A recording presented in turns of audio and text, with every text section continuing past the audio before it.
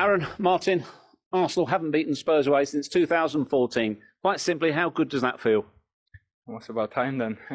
But yeah, it felt amazing. Yeah, we remember what happened here last year, and we wanted to do a better game, show a different side, and show how much we have improved. And I think we did that today, and I think we all enjoyed the game. Aaron, how much did you feel you were totally in control in that first half? Yeah, totally. I think we deserved the 2 goals, and we probably deserved maybe more.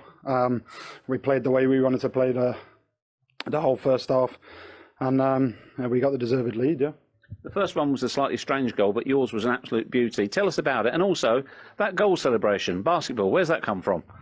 It's just something we talk about a lot inside the team. Something with basketball, so that's why we did it. And Rambo tells me to shoot all the time, so finally I did it, and see what happened. Aaron, you more than played your part as well. Some big saves there, particularly from Son and Kane as well. Yeah, that's what I'm there to do. The manager also mentioned, obviously, I think the last quite a few North London derbies we haven't kept a clean sheet either. So especially when he's been in charge, so I think that might have spurred me on a little bit. Of course, it's been a terrific day for you. But what happened at the end? You seem to be involved with a fan as well. Can you tell us exactly what happened? Yeah, obviously, the Spurs fans were giving me some throughout the second half.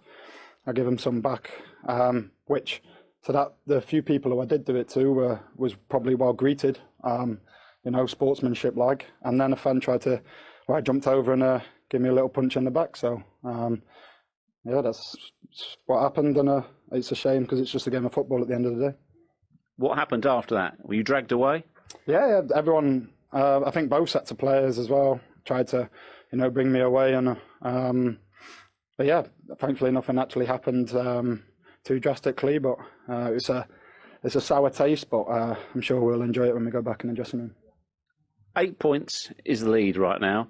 What's the significance of that at this stage of the season? No, we're in a good position. There's no doubt about that. But we have to stay humble. We have to keep working hard. We can still improve a lot of things. You see today the difference between the first and the second half. So we still have some things to improve. So we have to keep going and keep pushing. Well, it was a fabulous victory. Aaron, you were named the player of the match. Martin, will you hand over the award, please? Thanks, buddy. Well done, bro. Thank you. Sorry, guys. Cheers. Yeah, we'll have a look at those saves in a moment. Stay humble, Martin. The young squad are showing an awful lot of maturity at the moment. Yes, and I do believe, and I keep saying it, that last season they learnt a lot being such a young squad, and you can hear the way they're speaking. You're not getting carried away with anything. Even it's the 8 points. It's something that people will now start to try and find ways of putting more pressure onto the team. It's like the way they use it, like Mikel Arteta, they're saying he's very animated. He's always animated, but now they can use it as a way of trying to get into the team and get to the team and saying, the pressure they're under. I think that what we're seeing is, like he said there, staying humble, carrying on with the next game what's coming and try and play like they've played. I thought that was brilliantly and mature, the way they played that game. And they, like I said, are deserved winners. Played very well today. Are they surprising you on that point, that maturity from the young side? Every question they seem to get asked, they have an answer for. I'm not surprised because Arteta is a student of Pep Guardiola. So the way Arsenal is playing football is beautiful to watch, and in the end of the day, it brings result as well. That's why they're in the first place in the Premier League, and if they continue the way they are at the moment, they will stay there for sure. And you can see easily in the game of football, when a team is controlling the ball, how and if they are sure of themselves and full of confidence. And Arsenal at the moment, they are not in the rush. They control the ball with good movements, with moving around the pitch, and they know how to pass, on which leg to pass the ball, how to turn, all these small details in the game of football, where if you pay attention, you can see, and this shows you how confident this team is at the moment. Yeah, and they've dropped just 7 points, and we're one game away from the halfway point. Well, like he said there as well, he said, Mikel Arteta said, we haven't had a clean sheet in the derby. Obviously, we haven't won a game since Mikel Arteta won the game when he was a captain. So clean sheets at this stage is vitally important. But again, I think it just comes back to the maturity of the performance. Even when Tottenham were closing down, they passed around them, they carried on doing what they're doing. And like the goalie said there, like Aaron Ramsdale said, they played how they wanted to play and they put it into practice and they won the game doing exactly what they've been training to do. And talking to the goalkeeper, the Tottenham one didn't have his best day in a North London derby today. No, he didn't. The first goal is his mistakes, clear and obvious. I mean, even if Sessegnon need, as we spoke before, to go and challenge a bit more, I think he was afraid because he's going inside To the penalty box. Maybe, yeah. And he's trying to push him outside, which is the right thing to do. And then even if there's deflection, I think the goalkeeper should react a bit better on that. I think that's what you say again. You see the amount of space that Thomas Partey's in, and the amount of space Saka's got to run into. This is what Arsenal tried to get into that situation, and they did. And once you get Saka, once he gets into this situation, Berber's right. You can't really challenge him, but you want to force him down the line. But then once it goes in, you're hoping that the goalkeeper's going to do a lot better than this. But maybe I feel there's a little deflection, but at the same time, he's got his whole body behind it, and it's still gone in. And you'll take that. You take that. I think that probably part of the plan of Arsenal was try to explore that left side of Spurs where Sessegnon was, and see what is going to happen, how they're going to feel. Because even on that goal, you can see that the moment Saka is going to run, Sessegnon doesn't work his back. No. He doesn't know what is going on there. So when Saka sees this, it's obviously this is the moment where you need to start your run. And everything was perfect to them. And the second goal actually came from a Lloris goal kick, which frustrated you at the time as a striker. Oh, it did. I see still no points of kicks like this. I hated kicks like this. I don't know if you enjoyed it. No, right? I'm not big enough to enjoy it. Yeah, look, you kick it, what do you expect? Kane to just flick the ball to someone? Okay, you can do that. But then everybody is out of position.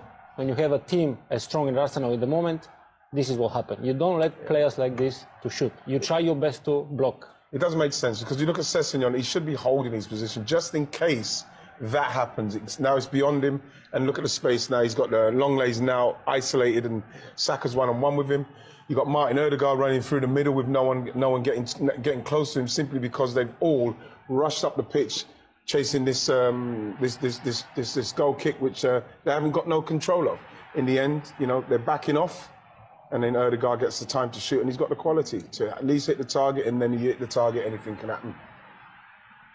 No, this was a perfect shot. In the angle, down on the goal. Honestly, Hugo Lloris didn't have anything to do in that situation. But the goal kick was a silly one. He should know better. There was no point. And the basketball celebration is the latest one. So. Well, it's funny because I think they're doing it in training, and a lot of them are. I think Mikel's telling them about shooting and how often they've got to shoot. So now we're seeing it a lot now. I think Martin done it the other day when he scored, and they're all doing it now. That they're all shooting now, and long may that continue, Steve. Long may they shoot. When Tottenham did shoot, they found Aaron Ramsdale in sparkling form, didn't they? Well, he's got that about him, and I was getting messages about if you're going to win the league, and it's something that's true. You need a good goalkeeper. You need a goalkeeper that in these moments make good saves. I think Berber was right. I think this is the kind of finish from Son where it needs a little bit more guile and not so much power, just a little bit of dink, just something you can lift over him. This is a mistake from Zinchenko, and this is a great cross. We've got to give him that. I think the problem Harry's got there is that he's too far past the first post to try and get this flicked to the other side. So the goalkeeper's in a very good position, and he makes the save quite easily. But again, it showed Tottenham how dangerous Tottenham could be. And again, good save there from Harry Kane. It was a kind of performance that that if you lose a little bit of concentration, Tottenham have got the kind of players where they can punish you. And that one, again, that was a great save. No, this was the save of the match for me, fantastic save. I don't remember exactly. It was the first minutes of the second half. Yeah. If you score that, then you put Arsenal even under more pressure. But if we look at the other way, if the goalkeeper of Arsenal is man of the match, then you say, wait a minute, they've been destroyed, and then Spurs played so well, and the goalkeeper of Arsenal is man of the match, and you look at that and you think it's funny, but at the same time, Arsenal won the game. This is irony of football. Sometimes your goalkeeper is man of the match, which sometimes is normal, but you think, okay, the other team have attacked so much, then the goalkeeper is your man of the match. That's the funny part of football sometimes. But at the end of the day, they won it, they deserve to win it. But the difference, it sounds harsh, because we sit here, we discuss, it's easy from the outside. You watch, you commentate, it's easy. All right, we've been there, we know how it is. But in the end of the day, the effort from the both keepers probably was the difference. One had a bad day in the office, the other one good day. Was a really good day. It was a great day for him. Yeah. And the captain as well. I mean, how big an influence is he on this team? Well, like I said, Steve, when we got him on loan, I was very surprised. I think I went on record with someone saying he's far too good for this team at the minute, the way they were trying to progress. Now we've seen that the team is going towards its end form. But like when you look at the quality of Martin Ødegaard and how good he is in tight spaces, the one touches, the space he finds, always picks up space, gets himself in space, gives himself time to pass balls in through the lines like that, all that sort of stuff. This is the guy, remember, that Real Madrid bought when he was 15. They saw this, but obviously they haven't got the patience for it to bear fruit. But like maybe that's Arsenal's. That's going to be to Arsenal's. I don't know, benefit, because you're looking at the quality that he's got, the humbleness of him, and the way he is, and the way he's leading this team now as the captain after being there only for a couple of years. It's fantastic. You know, it's fantastic. And yes, Aaron Ramsdale, look, he's great skills there. Aaron Ramsdale got the man of the match today, but like, again, Martin Ødegaard's chasing him close. And I think that if it carries on like it is and he carries on playing like this, he's got to be in with a player of the season. Like that. For sure, and Real Madrid is watching probably and they're scratching their heads. Thinking, we didn't judge him right, probably didn't have the patience, as you said.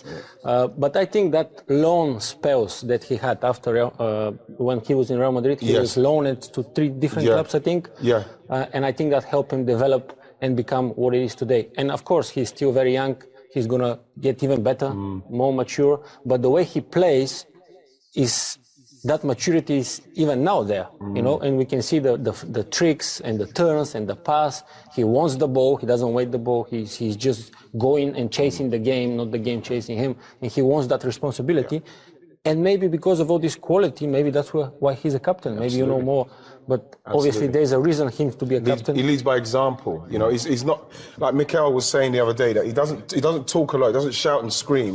But when you watch him in every single game, if he's not the man of the match, he's close to the man of the match. He leads by example.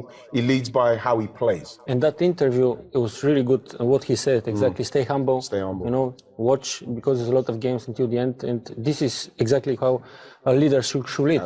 With example, when you need to say something, you say it.